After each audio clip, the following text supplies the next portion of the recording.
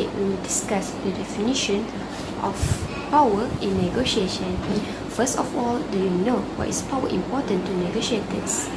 Most negotiators believe power provides one an advantage over the other.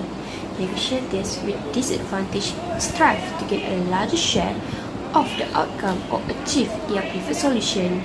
There are two perceptions of seeking power in negotiation.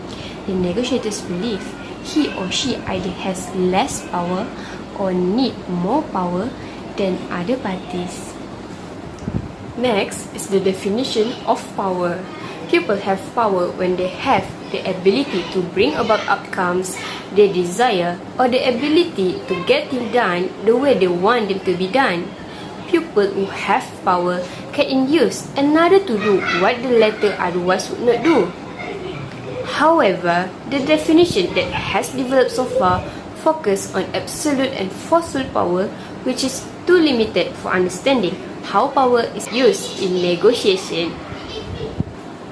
In fact, there are two perspectives on power. First is power over and second is power with. Power over is where the power is used to dominate and control others.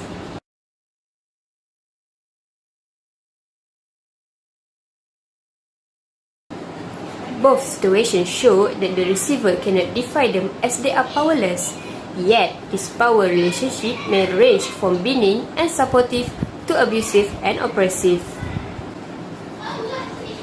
While power with is where the power used to work together with the others. For example,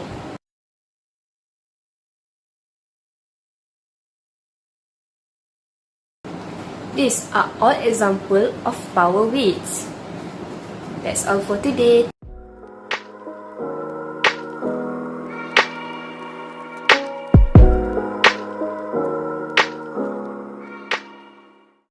Social psychologists John French and Bertrand Rabin 1959 have identified 5 types of power, which are expert power, referent power, reward power, coercive power, and legitimate power. So these 5 types of power are classified into 2, which are personal and former oppositional power. So let's get through one by one. Okay, so firstly, expert power. It derives from having in-depth information about a certain subject, which means expert power is owned by people who have knowledge and skills to understand certain situation, suggest solution, use solid judgment, and in fact outperform others, since they have an in-depth knowledge about a certain subject. Oh, I see. So obviously people will trust and listen what they say. Yes, for instance, if you're having a toothache, of course you will refer to a dentist rather than a general doctor, right? Okay, so moving on to the next one, which is a referent power, which derives from respect and admiration one commands because of attributes like personality and integrity. People who own this power are those who makes everyone feel good, therefore people follow what they say. So obviously you'll listen to what your favorite celebrities, favorite classmates, or even favorite colleagues say because you have this respect and admiration towards them. Alright, so next up is reward power, and it derived by being able to reward others for doing what needs to be done, like desirable assignments. So raises, promotions, special training opportunities, and even simple compliments are the example of the rewards. So people in power will have this type of power, right? Because they have the authority to do so. However, bear in mind that when the power has been used up or don't perceive enough value, the power might weaken. Next is coercive power, and it derives by being able to punish others for not doing what needs to be done. So this power is used to give threats such as firing or denying privileges and punishments by the people who have the power. This seems like a problematic and negative way of using power. Yeah, and that is why coercive power is most likely only to be used as the last resort. Okay, so The last type of power is legitimate power, or also known as positional power. As the name of the type, this power is owned by the people who own an office or formal title in some organization and using power that are associated with that office only. Oh, so the scope of power will only be limited to the entitled position. However, most of the time, people are most likely only to be influenced by the title and not the person. So, losing title is equal to losing power.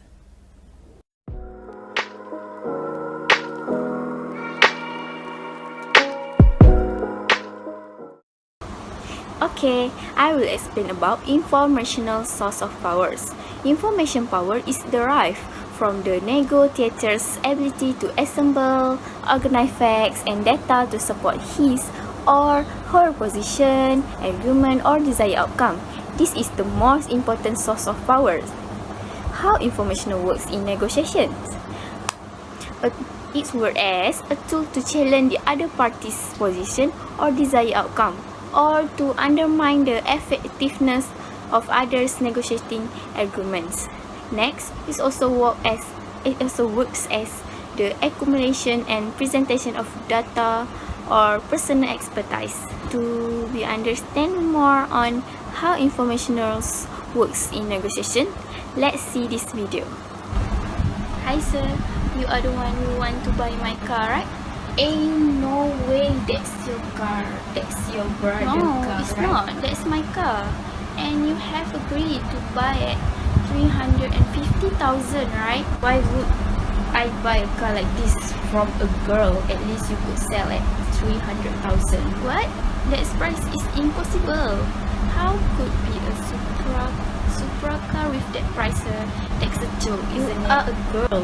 What you know about a car? No, I know. 1995 Toyota Supra turbo power by engine with 330 horsepower, 361 newtons meter of torque performance, top speed 254 km per hour, 0 to 60 miles per hour in 5.8 seconds, fuel consumption 14.6 liter per 100 km if you drive in hometown road, and 10.3 liter per 100 km in the highway. And maybe you need safety feature also. Right axis. It has stability control and traction control in addition to anti-lock brake system ABS. The vehicle has an optional engine as well. And it did not need any modification. Anything you want to know more, sir? Need for speed? This is the right car. Take it or leave it. Okay. Then I will buy it at price as you offer. And I'm sorry for what I have said earlier. That's okay then. Deal.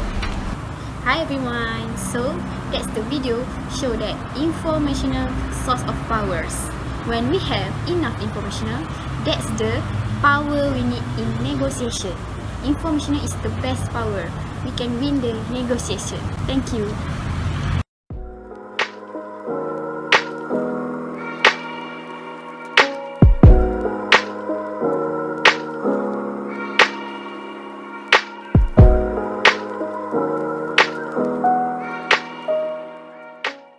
Cognitive orientation is the difference in ideological framework that an individual has. The unitary frame is the belief that society is an integrated whole and power can be largely ignored or utilized when necessary for the good.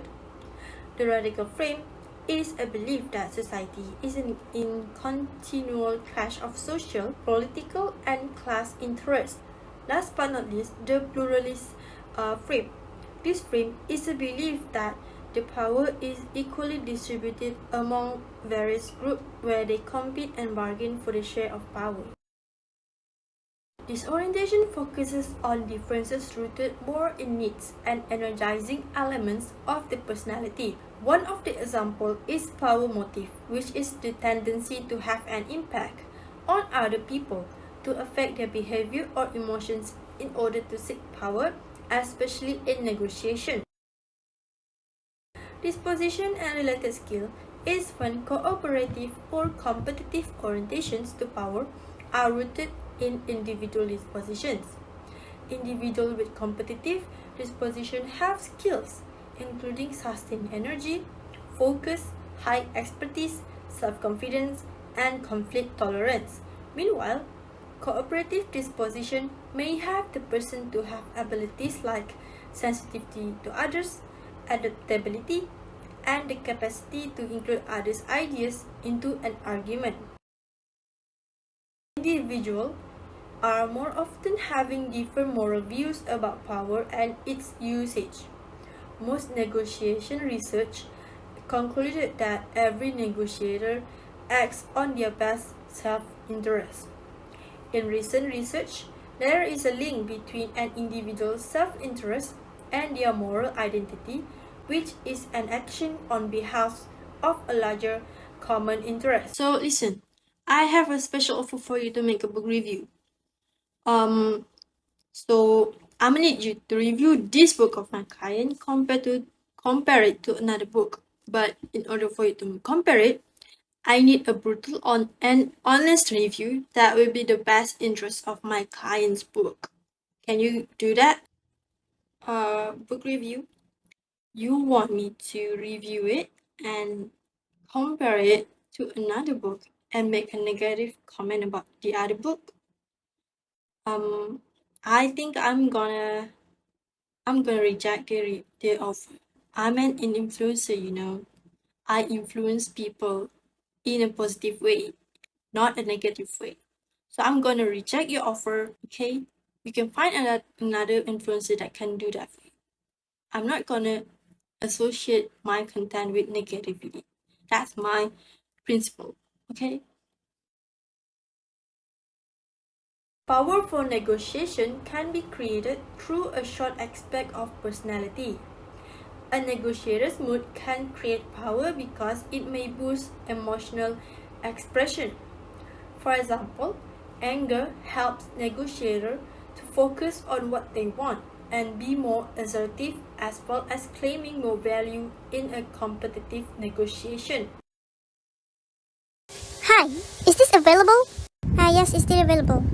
Okay, I want to buy it. I'm from West Malaysia. How much would the postage be? A postage is 8 ringgit for West Malaysia. Total would be 158 ringgit. 3 weeks later, Any update? Hello? Can you please reply? many months later, I've had enough, you know. It's been 4-5 months and still haven't received anything. You keep giving me excuses. Does the item have on you or not? Hello, yes, item is with me. Please be patient, okay? Ewa. I've been patient with you for 4 to 5 months. I keep sending messages and you reply late and not even reply at all. I don't care. If by this Thursday I don't receive anything, I will do expose thread on Twitter about you. I don't care. Go on. I'm not a scammer. It's just delay, and I already give you my reason for the delay. And it's you that can wait.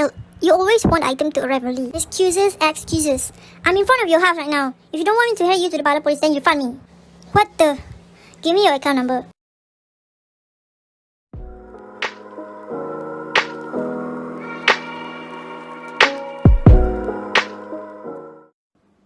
Resource control is the ability to control or dispense resources. Is a major power source in organizations. Power also comes from creating a resource stockpile in an environment where resources appear to be scarce. People who control resources have the capacity to give them to someone who will do what they want and will withhold them or take them away from someone who doesn't do what they want. Some of the most important resources are money, supplies, human capital, time, equipment, critical services, and interpersonal support. Resources are generally deployed in one of two principal ways, as rewards and as punishment. Iman, can you come to the office on this weekend? I need you to finish up our proposal before next week. I will give you extra 10% salary on this month. Can you? Sure, sir, I will do.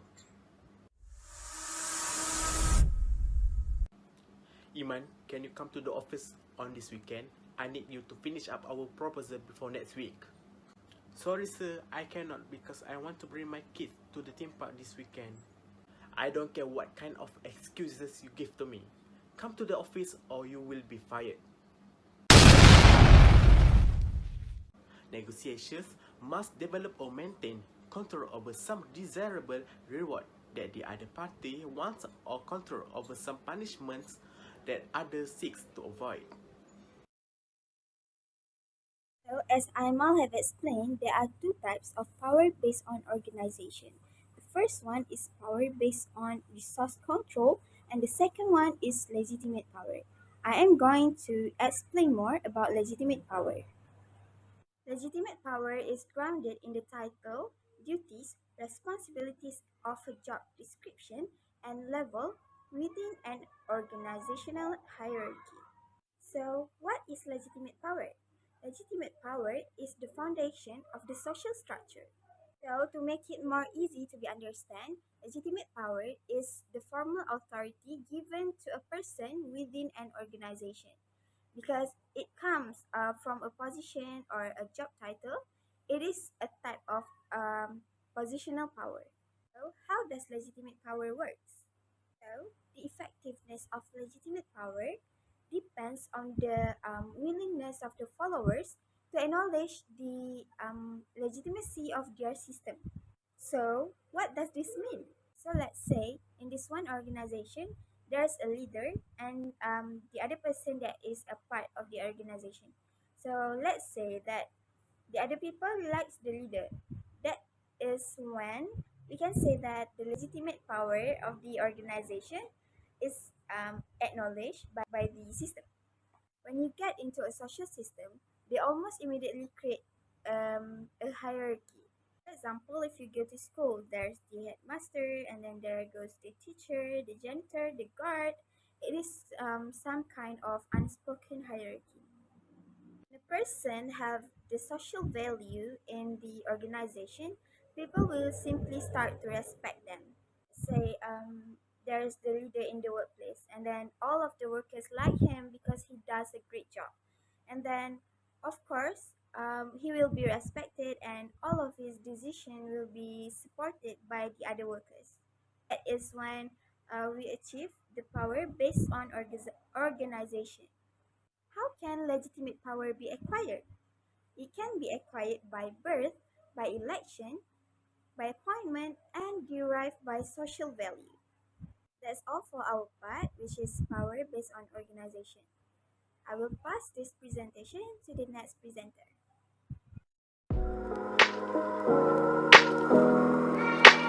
This is power based in the situation or environment in which negotiations take place, such as the time, location, method of communication, alternatives, third-party involvement, and culture can be a source of power. A party with greater power in a negotiation has a wider range of options regarding strategy. This regards the level of dependence between the negotiators. Two types of power are discussed here: goal interdependence and referent power. Goal interdependence refers to how the parties view their goals and how much achievement of their goal depends on the behavior of the other party and how likely parties will be to constructively use power. By affecting the disposition parties adopt toward power, goal structure has continuously shown a major effect on negotiators' attitudes and behavior. Cooperative aims tend to form the power with perspective, resulting in increased expectations of assistance, greater support, more persuasion and less coercion, and more trusting and friendly attitudes. According to the study, competitive goals, on the other hand, motivate the parties to pursue a power over orientation which involves reinforcing or enhancing existing power differentials and using that power to maximize one's own goals, frequently at the expense of the other. In salary negotiations, for example, relationships and goal interdependence are essential sources of power. Referent power is generated from the respect or admiration that one commands as a result of personal characteristics such as personality, integrity, interpersonal style, and so on. When B identifies with or desires to be closely identified with A is said to have reference power over B. Referent power is often based on an appeal to common experiences, common past, common faith, or membership in the same groups. When one side recognizes a dimension of commonality to improve the resemblance to and perhaps persuasiveness over the other, referent power emerges. As a result, a negotiator may begin to get to know the other to find commonalities that once established may help the parties form a bond that may enable an agreement. Referent power, like expert power, can have negative aspects. Negative referent power is frequently utilized, especially when parties want to establish distance or division between themselves and others, or when they want to identify with the other. As a result, political opponents frequently label each other as liberals or right-wingers in an attempt to make the other a less appealing candidate in a future election.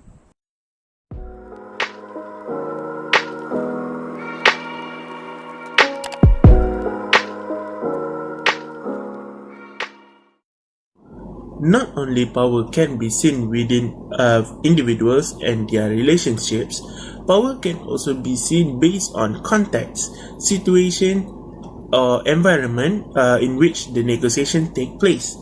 These short-term sources are just as critical and suggest to the negotiators who feel powerless can build short-term power base that can enhance their leverage.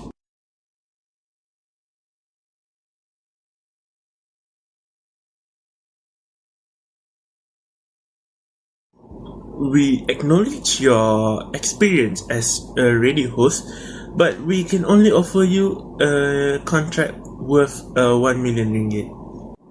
Okay, but the other radio station offered me 2 million. So, thank you for your offer.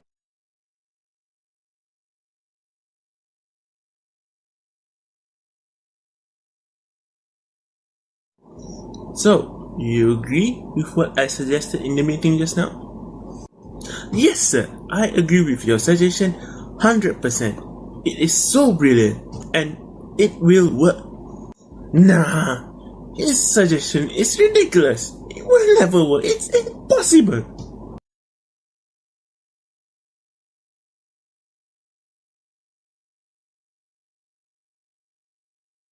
So, after seeing how you play football, we would like to offer you 200k per week to play for us.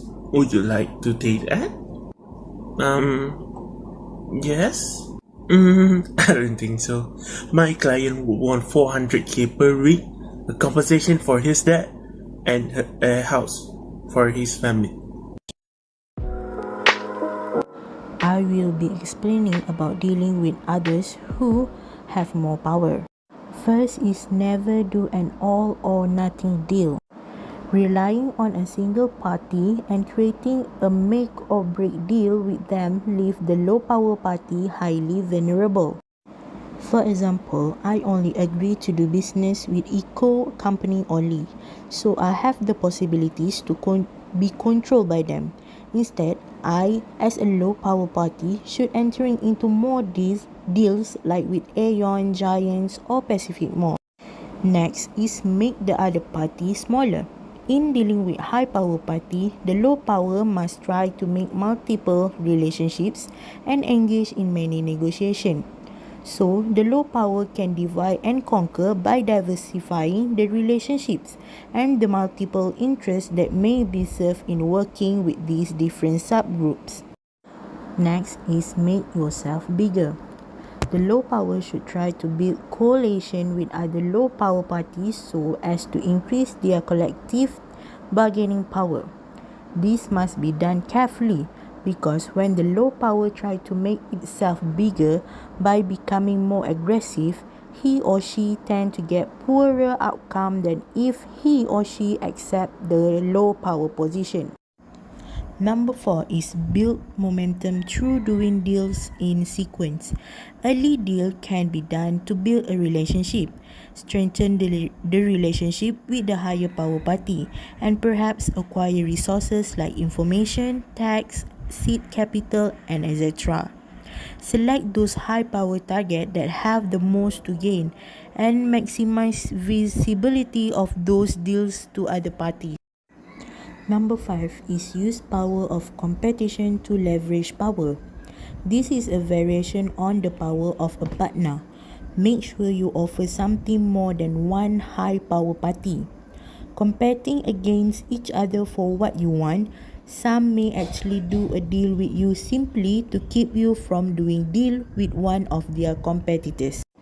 Number 6 is constrain yourself. Limit the way that you can do business or who you can do business with. But this will drive away your competition. They do have the ability of constraining you as well. Number 7. Good information is always a source of power. Seek out information that strengthens your negotiation position and case. It will be most compelling and persuasive to the other sides.